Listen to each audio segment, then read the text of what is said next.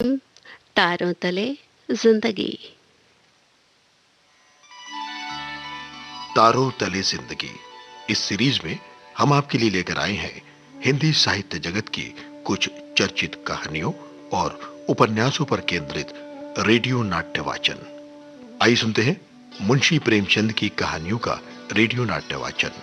आज की कहानी है कफन। वाचन स्वर और प्रस्तुति काजल सूरी की है।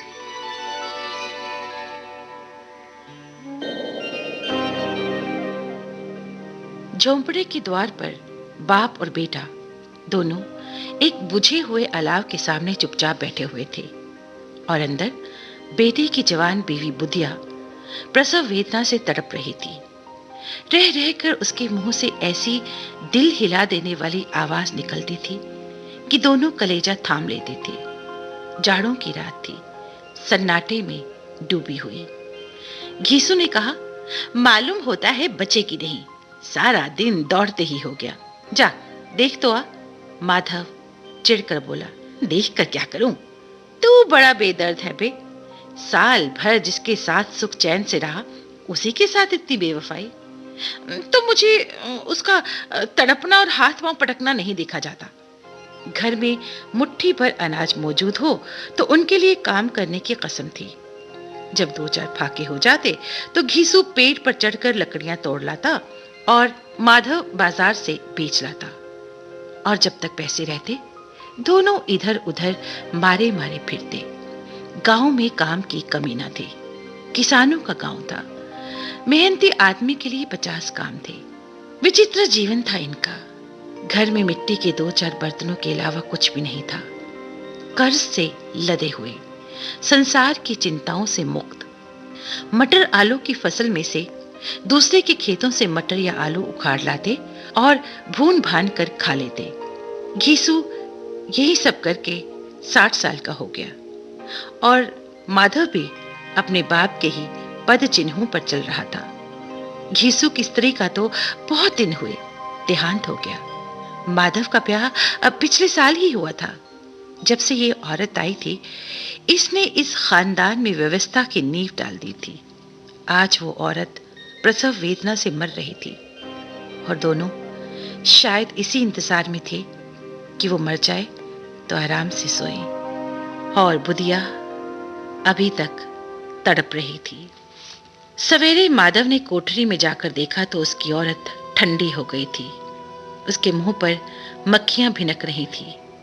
पथराई हुई आंखें ऊपर टंगी हुई थी। सारी देह धूल से लथपथ हो रही थी। उसके पेट में बच्चा मर गया। माधव भागा हुआ घीसू के पास आया। फिर दोनों जोर जोर से हाय हाय करने और छाती पीटने लगे।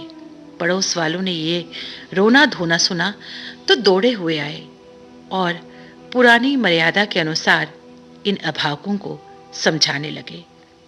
मगर ज्यादा रोने पीटने का अवसर ना था। कफन की और लकड़ी की फिक्र करनी थी।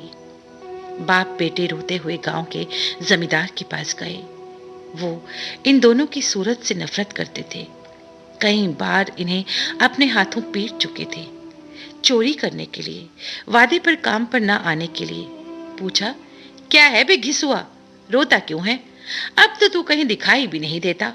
मालूम होता है इस गांव में रहना नहीं चाहता। घीसू ने जमीन पर सर रखकर आंखों में आंसू भरे और कहा, सरकार, माधव की घरवाली रात को गुजर गई। रात भर तड़पती रही सरकार। हम दोनों उसके सिरहाने बैठे रहे। दवा दारू जो कुछ हो सका सब कुछ किया, लेकिन वो हमें दगा दे गई। अब कोई एक रोटी देने वाला भी न रहा मालिक। तबाह हो गए, घर उजड़ गया। आपका गुलाम हूं। अब आपके सिवा कौन उसकी मिट्टी पार लगाएगा? हमारे हाथ में तो जो कुछ था वो सब तो दवा दारू में उठ गया। सरकार ही की दया होगी तो उसकी मिट्टी उठेगी। आपके सिवा किसके द्वार जाऊं? जमींदार साहब दयालु थे, मगर घीसू पर दया करना काले कंबल पर रंग चढ़ाना था। जी में तो आया कह दें, चल दूर हो यहां से। यूं तो बुलाने से भी नहीं आता। आज जब गरज पड़ी तो आकर खुशामद कर रहा है। हरामखोर कहीं का बदमाश। लेकिन ये क्रोध का मौका ना था। जी में कुड़ते हुए 2 रुपए निकालकर उन्होंने फेंक दिए। उसकी तरफ ताका तक नहीं, जैसे सिर का बोझ उतारा हो। जब जमींदार साहब ने 2 रुपए दिए तो गांव के बनिए महाजनों को इनकार का साहस कैसे होता।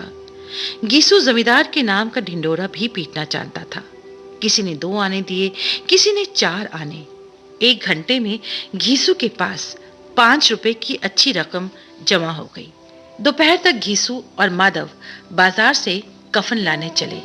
इधर लोग बांस वांस काटने लगे। गांव की नरम दिल औरतें आ आकर लाश देखती थी और उसकी बेकसी पर 2 बूंद आंसू गिराकर चली जाती। बाजार में पहुंचकर घीसू बोला, लकड़ी तो उसे जलाने भर को मिल गई है, क्यों माधव? माधव बोला, हाँ लकड़ी तो बहुत है, अब कफन चाहिए। तो चलो कोई हल्का सा कफन ले ले। हाँ और क्या, लाश उठते उठते रात हो जाएगी, रात को कफन कौन देखता है।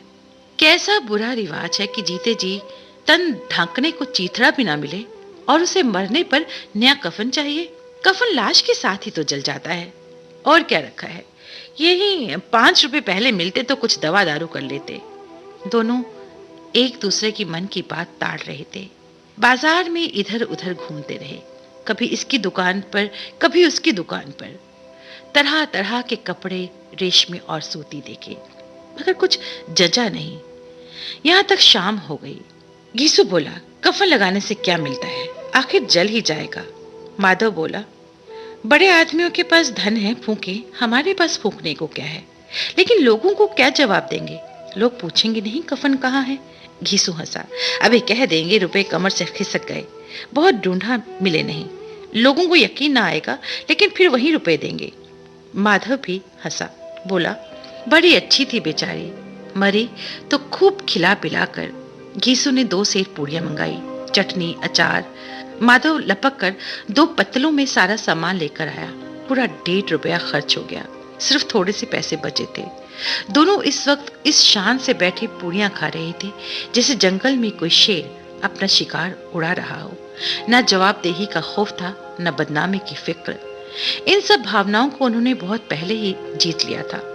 घीसू दार्शनिक भाव से बोला, हमारी आत्मा प्रसन्न हो रही है तो क्या उसे पुण्य ना होगा? माधव ने श्रद्धा से सर झुकाकर बोला, जरूर से जरूर होगा। भगवान तुम अंतर्यामी हो, उसे बैकुंठ ले जाना। हम दोनों दिल से आशीर्वाद दे रहे हैं। आज जो भोजन मिला वो कभी उम्र भर ना मिला था। एक पल के लिए माधव के मन में एक शंका जागी। बोला, क्यों दादा, हम लोग भी तो एक ना एक दिन वहां जाएंगे ही। घीसू ने इस भोले भाले सवाल का कुछ जवाब ना दिया, लेकिन परलोक की बातें सोचकर इस आनंद में बाधा नहीं डालना चाहता था। जो वहां हम लोगों से पूछे कि तुमने हमें कफन क्यों नहीं दिया, तो क्या कहोगे? तो मुझे ऐसा गधा समझता है। 60 साल के दुनिया में घास खोदता रहा हूं, उसको कफन मिलेगा और बहुत अच्छा मिलेगा। माधव को यकीन ना आया, बोला, कौन देगा? रुपए तो तुमने चट कर दिए, कौन देगा? बताते क्यों नहीं? वही लोग देंगे जिन्होंने कि अब दिया है। हाँ, आपकी रुपए हमारे हाथ नहीं आएंगे। भरपेट खाकर माधव ने बची हुई पूड़ियों का पत्तल उठाकर एक भिखारी को दे दिया, जो खड़ा इनकी तरफ भूखी आंखों से देख रहा था। और देने के गौरव, आनंद और उल्लास का अपने जीवन में उन्होंने पहली बार अनुभव किया। घीसू ने कहा, ले जा, खूब खा और आशीर्वाद दे। जिसकी कमाई है वो तो मर गई, लेकिन तेरा आशीर्वाद उसे जरूर पहुंचेगा। रोए रोए से आशीर्वाद दे। माधव ने फिर आसमान की तरफ देखा। वो बैकुंठ में जाएगी दादा। घीसू खड़ा हो गया, जैसे उल्लास की लहरों में तैरता हुआ। हाँ बेटा, बैकुंठ में जाएगी। किसी को सताया नहीं, किसी को दबाया नहीं। माधव बोला, मगर दादा, कितना दुख झेल कर मरी। वो आंखों पर हाथ रखकर रोने लगा, चीखें मार मार कर। घीसू ने समझाया, क्यों रोता है बेटा? खुश हो कि वो माया जाल से मुक्त हो गई, जंजाल से छूट गई। और ये कहकर दोनों खड़े हो गए और गाने लगे। तारों तले जिंदगी इस सीरीज में अभी आप सुन रहे थे मुंशी प्रेमचंद की कहानियों पर आधारित रेडियो नाट्य वाचन। आज की कहानी थी कफन। वाचन स्वर और प्रस्तुति काजल सूरी की थी।